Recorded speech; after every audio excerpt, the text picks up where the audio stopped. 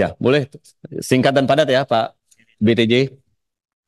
Baik, terima kasih pimpinan. Assalamualaikum warahmatullahi wabarakatuh.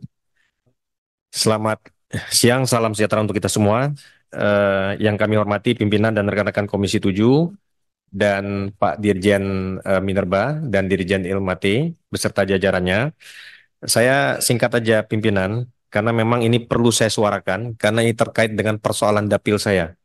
Ya, Bangka Belitung ini pimpinan adalah merupakan daerah penghasil timah di Indonesia. Dia merupakan leg spesialis penghasil timah. Jadi 95% timah Indonesia itu dari Provinsi Bangka Belitung. Hanya mungkin 5% saja dari Kepri, yaitu dari Kundur. Kan seperti itu. Eh, Pimpinan, fakta pada hari ini situasi perekonomian hancur babak belur di Bangka Belitung. Terkait apa? Karena salah satu komoditas utama, yaitu timah, ini sedang mengalami turbulensi kah, sedang mengalami gempa kah, sedang mengalami tsunami kah, saya nggak tahu istilahnya apa. Tetapi ekonomi babak belur. Saya sampaikan ekonomi babak belur. Data BPS mengatakan bulan Januari saja 2024 itu terjun bebas, ya kan, dibandingkan tahun 2023. Dibandingkan pula misalkan dari Desember 2023 menuju kepada Januari 2024, itu selisih ekspor itu turun 82%. Ya, ekspor Bangka Belitung turun 82%. Dalam 1 minggu terakhir ini, beberapa teman-teman pengusaha mem-WA saya, Pak Bambang, ini gimana ceritanya, perkembangannya situasi masa depan? Saya ini masih ragu-ragu, mau merumahkan karyawan atau tidak. Saya bandingkan 20 tahun yang lalu, ketika saat jaya-jayanya Timah misalnya. Itu omsetnya luar biasa besar itu pada hari itu. Hari ini, WA saya mau merumahkan karyawan. Artinya apa? Artinya memang betul-betul babak belur ekonomi itu. Nah, eh, pimpinan, salah satu hal yang eh, menjadi persoalan tentunya kita tidak bisa semata-mata menuduh misalkan persoalan ini karena proses penegakan hukum pertimbangan yang sedang berjalan sehingga kemudian ekonomi down. Nggak bisa gitu juga.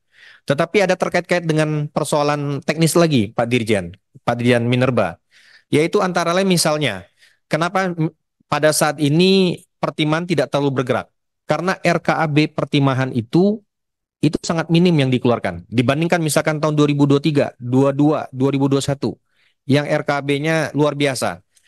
Tahun 2023 saja kalau saya tidak salah mungkin total RKB baik PT Timah dan juga swasta itu mungkin mencapai 80 ribu ton per tahun.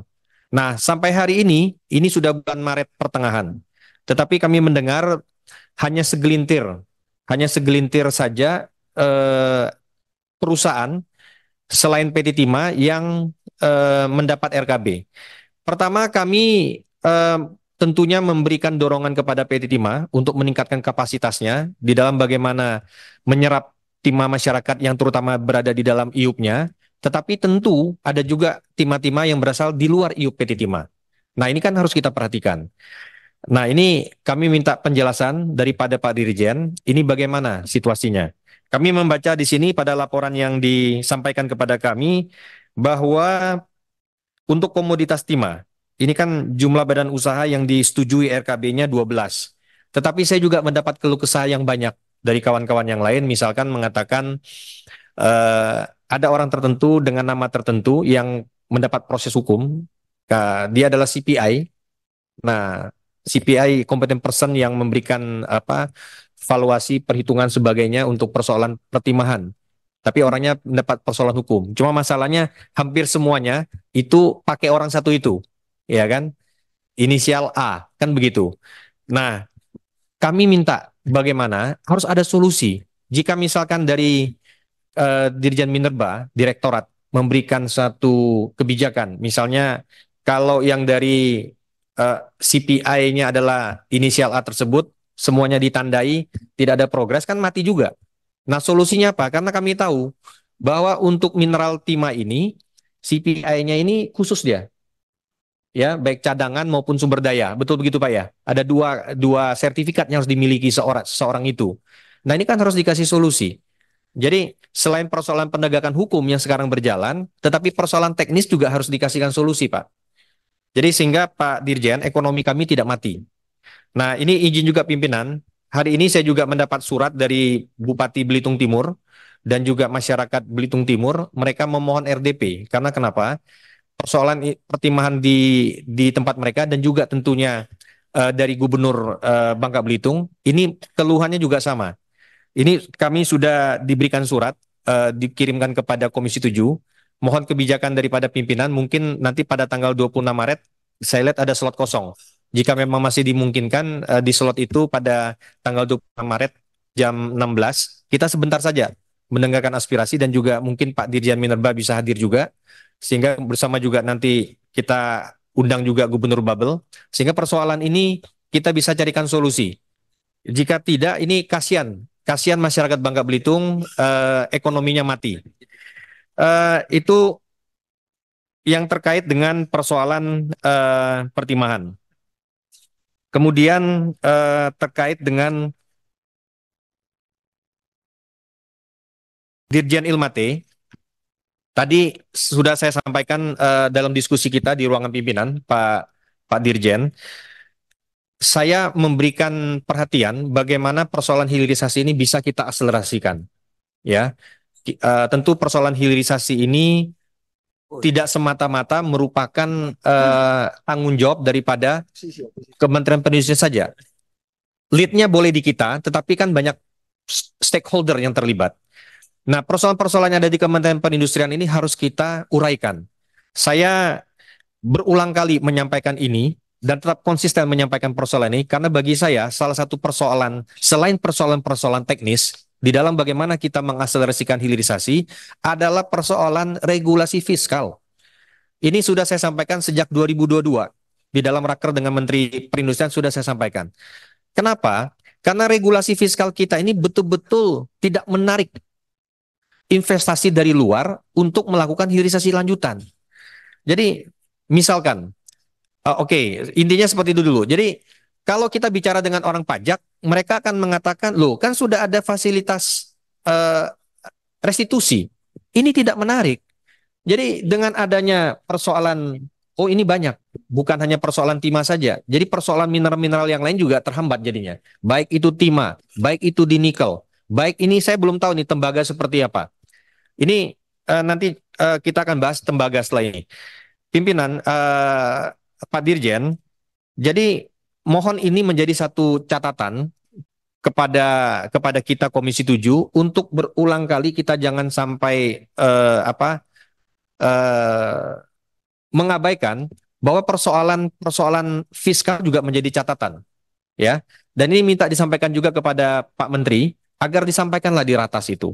Jadi selama persoalan regulasi fiskal ini tidak menarik, maka Indonesia tidak menarik untuk investasi. Karena kenapa? PPN ini menyebabkan barang intermediate yang merupakan barang proses untuk hilirisasi menjadi mahal. Konsepnya PPN itu sudah kenakan saja di ujung pada produk akhir, pada barang jadi. Kalau dikenakan pada barang tengah, barang intermediate, dia akan menyebabkan barang kita menjadi tidak memiliki daya saing. Karena kenapa? Barang kita sendiri menjadi lebih mahal. Ini kan luar negeri jika kita ekspor. Itu poinnya. Kemudian satu hal, Bapak sekalian, bahwa di dalam metalurgi sebetulnya tembaga ini merupakan salah satu barang yang paling penting. Ya, di dalam kebudayaan manusia, ketika ditemukan perunggu campuran antara timah dengan tembaga, ini telah menyebabkan peradaban manusia menjadi maju di zaman dahulu, kan seperti itu. Demikian juga pada aplikasi-aplikasinya, ya. Perunggu ini merupakan barang yang penting. Nah, salah satunya itu kan campuran antara tembaga dengan timah. Kami melihat pada data yang disampaikan pada halaman 12 dari Dirjen Ilmate, ini kan tembaga smelter ini ada 4 nih katanya yang punya izin. Tapi setahu saya sampai hari ini yang berprogres itu kan cuma 2 ya Pak Dirjen ya. Yaitu dari Freeport dan satu lagi Aman, dari Aman. Nah, kami perlu informasi ini bagaimana duanya lagi ini seperti apa? Ini apa nih? PT Smelting Indonesia, satu lagi PT Batu Tua Tembaga Raya. Nah, ini progresnya seperti apa? Kemudian kami juga perlu mengetahui ini sebetulnya total kapasitas yang akan terpasang, yang dibangun pada Aman dan Freeport, itu totalnya berapa? Ini kan memproduksi katoda ya, katoda tembaga. Nah, industri dalam negeri kita ini kalau saya tidak salah, hanya menyerap sekitar 500 maksimal. Ya, 500 ton, 500 ribu ton per tahun. Nah, ini sementara kapasitas yang akan beroperasi nanti antara Freeport dan eh, Aman Mineral, ini kalau saya tidak salah itu di atas 2 juta ton. Nah, ini kan sebetulnya terjadi sebuah selisih yang cukup banyak antara serap dalam negeri, kemudian sehingga kita berpotensi untuk barang ini kembali diekspor. Nah, kami mendorong kepada Dirjen Minerba, Dirjen Ilmate, ini bagaimana peluang ini dapat dioptimalkan. Sehingga kita tidak melulu segala sesuatu itu harus ekspor dalam bentuk barang intermediate. Karena katoda saya masih menganggap ini barang intermediate. Begitu ya. Nah, dengan kita melakukan hilirisasi lanjutan pada pohon hilirisasi yang industri yang disampaikan ini, kita melihat ada industri hilir tembaga pada industri kabel, kemudian chopper foil dan sebagainya, sehingga kita bisa lebih mengakselerasikan hilirisasi terutama tembaga ini, sehingga memiliki nilai tambah yang lebih maksimal untuk perekonomian Indonesia. Saya pikir demikian, pimpinan. Atas waktu dan kesempatannya kami ucapkan terima kasih. Ya, terima kasih dari Golkar.